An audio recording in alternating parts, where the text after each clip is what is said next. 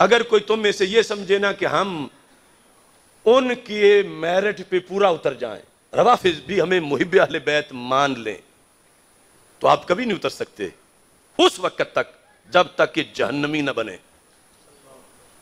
یہ ہمارے یہاں ائمہ نے لکھا، کیونکہ ان کی ہر بات میں فرق ہے۔ اب آیت تطہیر میں حضرت پیر سیدنا مہر علی شاہ صاحب رحمۃ اللہ علیہ آپ کی ایک مثال دے کر میں اس بات کو آگے بڑھاتا ہوں اور ان لوگوں کو دعوت فکر دیتا ہوں کہ آپ اپنے بڑوں کی تو پڑھو۔ ہمارا صرف یہی قصور ہے کہ ہم نے ان کو پڑھا ہے اور ان کے حوالے ہر جگہ پہ دیتے ہیں۔ یہاں مسئلہ باغ فدق پر سیدنا پیر مہر علی شاہ صاحب رحمۃ اللہ علیہ نے لکھتے لکھتے ایک دلیل کا جواب دیا جو روافض کی دلیل تھی۔ روافض نے کہا کہ یہاں سیدہ فاطمہ رضی اللہ تعالی عنہا کا مانگ لینا، دعویٰ کرنا کہ یہ میرا ہے، بس یہی کافی تھا۔ ابو بکر صدیق رضی اللہ تعالی عنہ جو بھی کر لیں آگے سے وہ کچھ نہیں کر سکتے۔ کیوں؟ روافض نے کہا انہیں چادر تطہیر حاصل ہے اور صدیق اکبر کو چادر تطہیر حاصل نہیں ہے، اور چادر تطہیر کا مطلب معصوم ہونا ہے، اور معصوم غلطی نہیں کرتا۔ تو پھر حضرت فاطمہ رضی اللہ تعالی عنہا کا دعویٰ تو اس آیت سے ثابت ہو گیا۔ اب دیکھو لوگ کہتے ہیں تم بھی مان جاؤ تو فرق کیا پڑے گا؟ اب پیر مہر علی شاہ صاحب سے کہا گیا آپ بھی تطہیر والا یہ معنی مان جائیں۔ آپ نے فرمایا میں کیوں مانوں یہ معنی، اگرچہ بات میری امی جان کی ہو رہی ہے لیکن ہم نے وہ ماننا ہے جو قرآن نے بتایا ہے۔ اب لفظ غور سے سنو، ایک ہے تطہیر کا معنی روافض کے ہاں معصوم ہونا کہ ان سے غلطی کا امکان ہی نہیں، اور دوسرا ہے تطہیر کا معنی اہل سنت کے نزدیک کہ غلطی کا امکان تو ہے لیکن رب نے حفاظت فرما دی ہے۔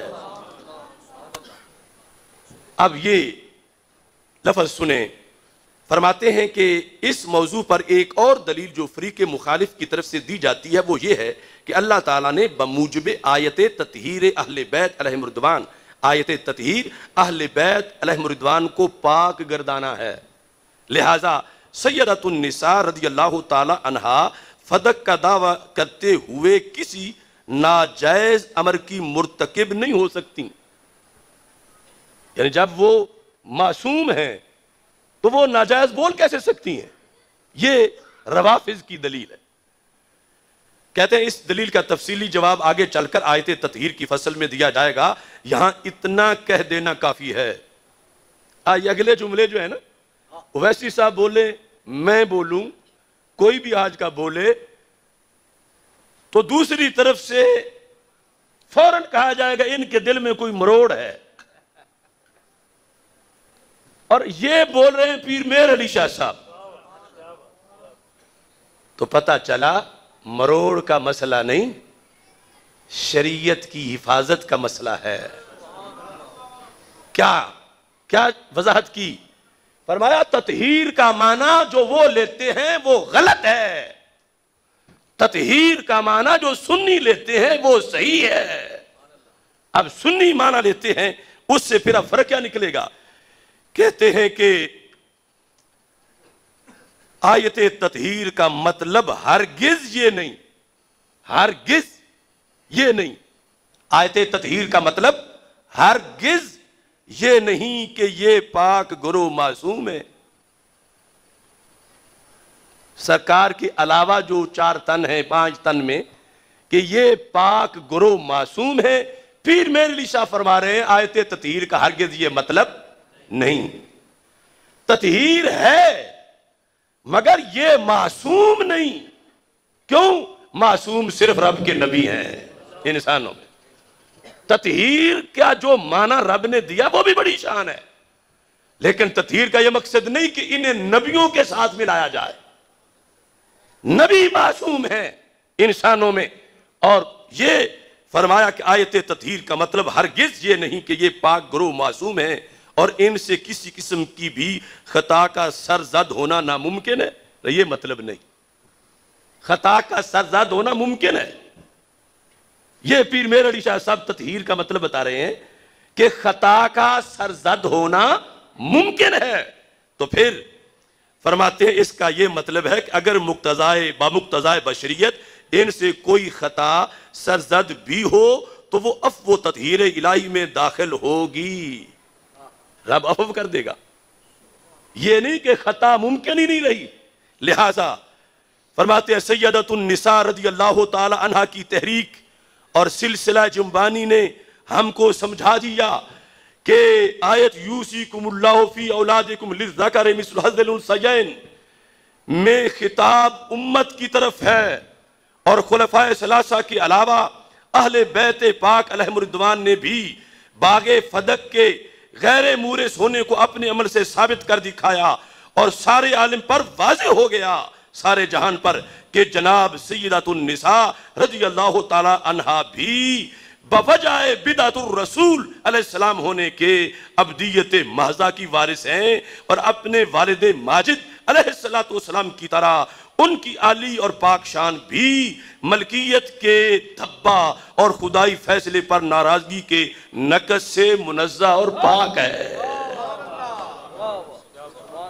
یعنی یہ فرمایا کہ مسئلہ باغ فدق میں یہ روافض تم دلیل نہ بناؤ کہ معصوم تھی تو مانگنا ہی حق کی دلیل ہے، پرانی خطا کا امکان تھا.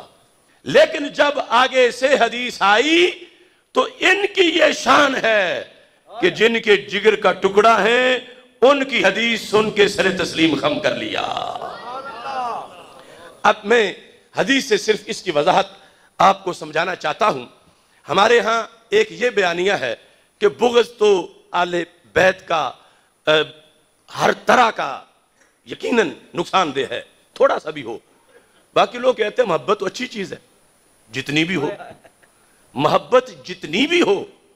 اور وہ برملا کہتے ہیں ہم نے پیار کرنا ہے مولا علی رضی اللہ تعالیٰ عنہ سے، یہ کتابیں یہ حوالے مت پیش کرو، ہم نہیں دیکھیں گے ان کو، ہمیں علی علی کرنے دو، ہم نے پیار کرنا ہے، پیار میں حدیں نہیں ہوتی.